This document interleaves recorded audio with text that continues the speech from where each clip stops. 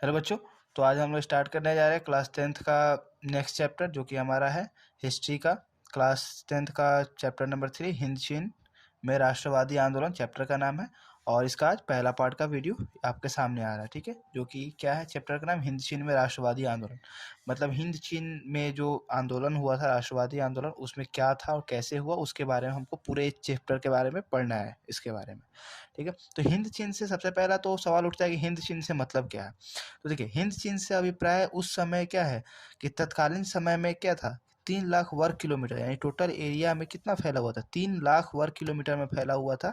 उस प्रायद्वीपीय क्षेत्र से जिसमें आज के टाइम का जो वियतनाम है, लाओस है और कंबोडिया क्षेत्र आता है, जो कि आप जानते हो कि क्या है, वियतनाम, लाओस और कंबोडिया क्षेत्र आते हैं उस समय, क्या है, तो वही हिंद चीन के नाम से स्पेशली जाना जाता था। और इसका टोटल एरिया कितना था, 3 लाख वर्ग किलोमीटर, या फिर 3 लाख वर्ग किलोमीटर स्क्वायर भी आप इसको बोल सकते हो, ठीक है।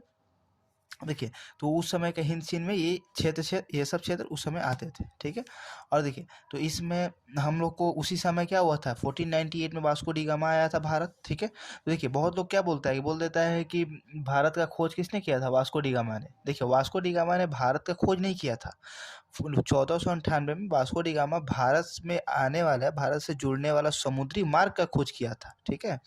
ठीक है, समुद्री मार्ग से आने का खोज किया था, ताकि वो लोगों को क्या करना था, भारत के साथ व्यापार करना था, ठीक है। इसलिए उसने ये काम किया। और ये पुर्तगाली था, पुर्तगाल सबसे पहला व्यापारी पुर्तगाली ही था भारत के साथ, जो उस समय मसाला का व्यापार करना था। तो उस समय वास्को डी गामा क्या किया था, 1498 में। भारत तो 5,000 10,000 साल कितना पुराना इतिहास है भारत का, तो भारत का खोज 1498 में कैसे होगा। वो 1498 में भारत से आने वाला, भारत को समुद्र से जोड़ने वाला रास्ता का खोज किया था कौन, वास्को डी गामा, ठीक है। अब देखिए, 1510 ईस्वी में जब मलक्का को व्यापारिक केंद्र बनाया गया था, ठीक है, तो हिंद चीन देशों के साथ क्या किया था, व्यापार शुरू किया गया था 1510 में मलक्का को व्यापारिक केंद्र बनाकर।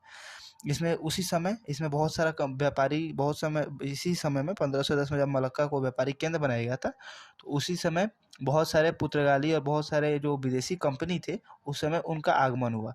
इसमें मेन जो हाईलाइटेड कंपनी सब था, जैसे पुर्तगाली थे, डच थे, इंग्लैंड का था, फ्रांसीसी सब थे, फ्रांस से आए हुए थे। ये सब फ्रांसीसी विदेशी कंपनियों का क्या हुआ, आगमन हुआ था, कहाँ पे, हिंद चीन में, ठीक है। अब देखिए, 1787 ईस्वी में कोचिंग चीन के शासक के साथ उन्हें संधि का मौका मिला, ठीक है। उसी टाइम में क्या हुआ था, संधि मतलब क्या होता है, आपको पहले दो चैप्टर में बताया गया। संधि का मतलब होता है मित्रता, मित्रता बढ़ाना, ठीक है। मित्रता के लिए पहले उन लोगों के बीच में संधि, जिस तरह आज हम लोग एग्रीमेंट बोलते हैं ना इंग्लिश में, एग्रीमेंट साइन करना, बॉन्ड साइन करना, उसी तरह उस समय पहले संधि का किया जाता था, ठीक है। तो 1787 ईस्वी में कोचिंग और चीन के बीच में क्या होता, संधि किया वो लोग, ठीक है।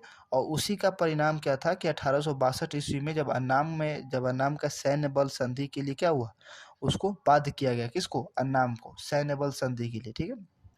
मतलब मजबूरन उस पर क्या किया है, ऐसा कहिए कि मजबूरन थोप दिया गया, ठीक है। तो उस समय बहुत लोग क्या था, इससे हिंद चीन के लोग इससे नाराज भी थे कि हाँ, कि सैन्य बल पर ऐसा मतलब जबरदस्ती क्यों थोपा जा रहा है, क्योंकि इससे किसका नुकसान था, अन्नाम के लोगों का नुकसान था, ठीक है। अन्नाम भी इसी हिंद चीन का क्या है, पार्ट है, ठीक है।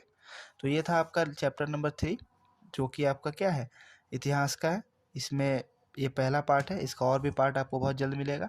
तो आप इसको वीडियो को पॉज करके इसका नोट्स बना सकते हो। और इसका कोई भी प्रॉब्लम होगा तो आप, कोई भी दिक्कत होगा तो आप इसमें कमेंट में अपना क्वेश्चन छोड़ सकते हो, उसका सॉल्यूशन जल्द से जल्द दिया जाएगा, ठीक है।